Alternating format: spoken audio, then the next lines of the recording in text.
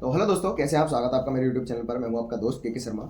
इस वीडियो में मैं बात करने वाला हूं, जैसा कि आप जानते हैं कि अभी लास्ट ईयर जिन लोगों ने लास्ट ईयर क्या मतलब इसी साल जिन लोगों की 12th कंप्लीट हुई है, तो जैसे कि वो 18 प्लस हो भी चुके हैं, तो जिन लोगों का मन होता है कि हमें शुरुआती दिनों में ही हमें नौकरी करनी है, तो उनके लिए सबसे बेस्ट जॉब है या तो पुलिस ले लीजिए। आप किसी भी स्टेट पुलिस में आप फॉर्म फिल कर सकते हो, या फिर एसएससी जीडी में आप फॉर्म फिल कर सकते हो, एसएससी सीएचएसएल में आप फॉर्म फिल कर सकते हो। एक एसएससी सीएचएसएल एक ऐसी जॉब है जो आफ्टर 12th आपको एक अच्छा पे ग्रेड के साथ साथ एक अच्छी प्रतिष्ठित नौकरी है जिसमें आप अप्लाई कर सकते हो।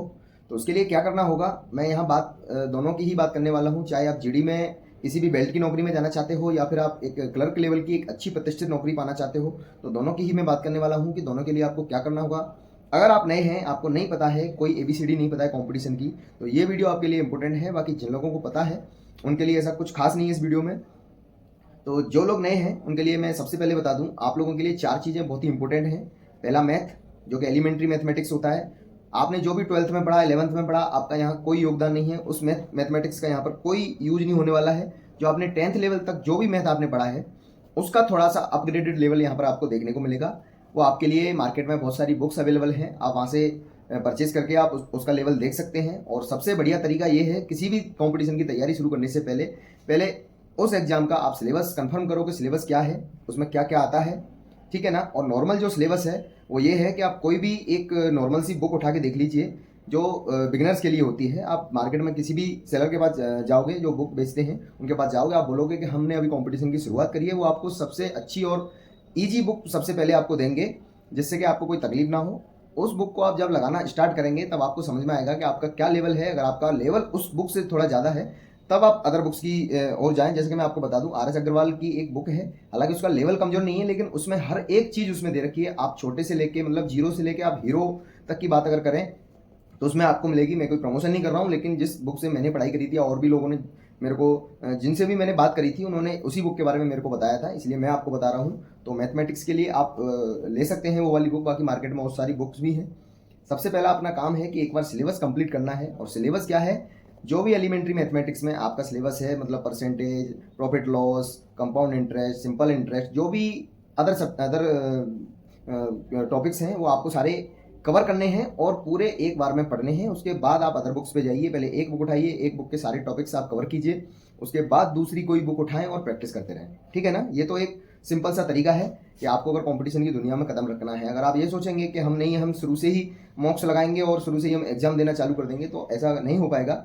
और दूसरी चीज़ है, मैथ के अलावा रीजनिंग। मैथ अगर आपका अच्छा है, मैथ आपने पढ़ लिया है, तो आधी रीजनिंग आपकी कवर हो जाएगी, क्योंकि रीजनिंग के 2-3 पार्ट होते हैं, 3-4 पार्ट होते हैं, उसमें एक मैथमेटिकल रीजनिंग का भी एक अलग पार्ट है, तो वो वहाँ से आपकी कवर हो जानी है। तो रीजनिंग की आप ज़्यादा टेंशन लेना मत। रीजनिंग एवरेज हर किसी की होती है, मतलब जिसने अगर पढ़ाई चालू करी है उसकी रीजनिंग एवरेज होनी है। एडवांस पढ़ने के लिए थोड़ा सा आपको बैंकिंग की रीजनिंग पढ़नी पड़ेगी, क्योंकि आजकल के टीसीएस एग्जाम्स में बैंकिंग की रीजनिंग आती है। आएगा 1 नंबर का क्वेश्चन, लेकिन आपको पजल इतनी बड़ी दी जाएगी, तो आपको वो थोड़ा सा देखना पड़ेगा टीसीएस के लिए, ठीक है ना। रीजनिंग का ये हो गया। और रही बात अब दूसरा जीएस जीके की, जीएस जीके और करंट अफेयर्स की, तो करंट अफेयर्स आप डेली यूट्यूब के माध्यम से या जैसे भी आप कर सकते हैं। अगर आप किसी कोचिंग संस्थान में जा रहे हो तो वहाँ आपको डेली जो करंट अफेयर्स प्रोवाइड कराई जा रही है, वहाँ आपको डेली पढ़ना ही पढ़ना है। आप ऐसा नहीं है कि आप अगर इकट्ठा करके देख लोगे तो बोले कि हम 6 महीने बाद ये सारा एक साथ पढ़ लेंगे, वो नहीं हो पाएगा, नहीं कवर कर पाते हैं। क्योंकि करंट अफेयर्स का मतलब यही है कि आप अप टू डेट रहना। आपको जिस समय आपने करंट अफेयर्स को देखा उसी समय आपके माइंड में वो सेट हो जानी चाहिए। उसके बाद आप अगर रिवीजन कर रहे हैं तो आपके माइंड में जस्ट हिट होना चाहिए कि हाँ, ये चीज़ हमने पढ़ी थी। तो वही एक तरीका है करंट अफेयर्स पढ़ने का। और जीएस की बात करें तो एक बार हिस्ट्री, ज्योग्राफी, इकोनॉमिक्स, ये सब चीज़ें आप एक बार पढ़ लीजिए। एक बार से कुछ भी नहीं होगा, 2-3 बार कम से कम पढ़ना पड़ेगा। और मैं आपको बताना चाहूँगा कि मोटी किताब ना लेके आप कोई भी छोटी किताब लें तो ज़्यादा बेटर रहेगा। जैसे कि मैंने भी कई किताबें पढ़ी हैं, मतलब छोटी छोटी किताबें जब पढ़ते हैं तो थोड़ा सा मन भी लगा रहता है पढ़ने का, और ऐसा नहीं लगता कि हमको इतनी सारी चीज़ें पढ़नी है।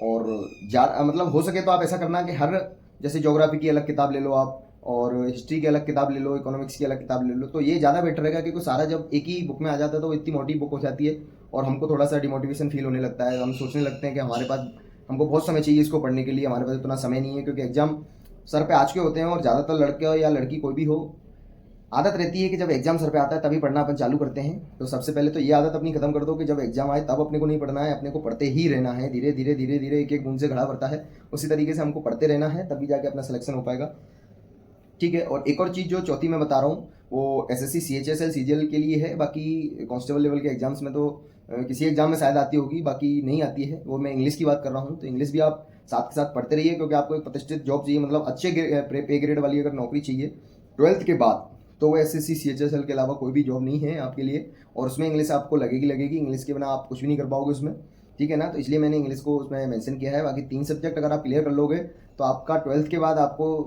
नौकरी तो 100% मिल जाएगी, उसमें कोई दो राय नहीं है। बाकी अगर आप इंग्लिश भी कर लोगे तो आपको ग्रेजुएशन के बाद की भी जॉब मिल जाएंगी। तो यही बस सिलेबस है।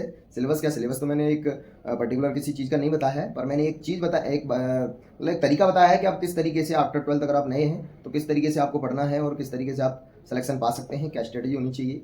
स्ट्रेटजी नाम की कोई चीज़ ही नहीं होती है, सिंपल है। सिलेबस देखो, सिलेबस में जो टॉपिक्स हैं उन सबको एक बार क्लियर करो। उसके बाद आप जब मॉक्स लगाने जा रहे हो तो मॉक्स में एनालाइज करो कि किस टॉपिक से कितने क्वेश्चन बन रहे हैं हर मॉक्स में। मतलब प्रीवियस ईयर के अगर आपने मॉक्स उठा के देखे हैं तो किस टॉपिक से कितने क्वेश्चन बन रहे हैं, ये आपको एनालाइज करना है और उसी हिसाब से आपको तैयारी करनी है। जैसे कि हम 12th में थे तब हम देखते थे कि थर्मोडायनेमिक्स से कितने क्वेश्चन बनते हैं हर साल, प्रीवियस ईयर के उठा के जब हमने देखे तो हम उस हिसाब से पढ़ते थे, और किस टॉपिक से कितना वेटेज रहता है हम उस हिसाब से पढ़ते थे। तो उस चीज़ का बहुत फ़ायदा मिलता था और उसी चीज़ का हमने इधर भी थोड़ा सा देखा। और अभी भी मैं जब कभी मॉक्स लगाता हूँ तो मैं पहले देख लेता हूँ कि किस मॉक्स में कितने, हालांकि लिखता नहीं हूँ तो मैं भूल जाता हूँ, तो फिर मैं बार बार उन चीज़ों को देख लेता हूँ। तो आप अगर देखोगे ना प्रीवियस ईयर के 4 से 5 क्वेश्चन पेपर उठा के देखना, आपको समझ में आ जाएगा कि किस टॉपिक से कितने क्वेश्चन आए थे। तो ये चीज़ अगर आप देखेंगे तो इससे अपने को बेनिफिट मिलता है, मतलब पढ़ने में आसानी हो जाती है, अपन इधर उधर की चीज़ें नहीं पढ़ते हैं, बस इसलिए बोल रहा हूँ मैं। तो पढ़ते रहिए और फिर पढ़ने के बाद एक बार आपका सिलेबस कंप्लीट हो जाए फिर मॉक्स लगाओ, लगातार प्रैक्टिस करते रहो, बस यही एक तरीका है। बाकी ना तो कोई टीचर आपके माइंड में वो सब चीज़ें डाल सकता है, ना कोई टीचर आपको सिलेक्शन दिला सकता है। मेहनत आपको ही करनी होगी, आपके ऊपर ही डिपेंड करता है कि आपको किस तरीके से पढ़ना है और कैसे आपको सिलेक्शन लेना है और कितनी जल्दी आपको सिलेक्शन लेना है।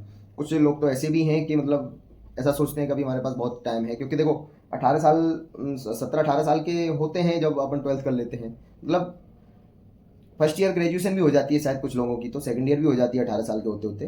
तो ये चीज़ें लोग सोचते हैं कि हमारी अभी एज कम है तो हमारे पास बहुत समय है, क्योंकि लोग 27-28 साल तक सोचते हैं। बाकी आप अगर यूपी में देखोगे तो जनरल कैटेगरी के लिए 22 साल के बाद आप फॉर्म फिल नहीं कर सकते, और आजकल वैकेंसी का आप दौर जानते ही हो कि अगर इस साल आ गई तो अगले 3 साल भी कोई भरोसा नहीं है वैकेंसी आने का। जैसे एमपी सब इंस्पेक्टर में आपने देखा 2017 के बाद अगर किसी ने सोच लिया होगा कि हमारी अभी एज है, हम आराम से तैयारी कर लेंगे, तो 2017 के बाद 7 साल हो गई हैं, 2024 हो गया है और अभी तक एमपीएसआई की वैकेंसी नहीं आई है।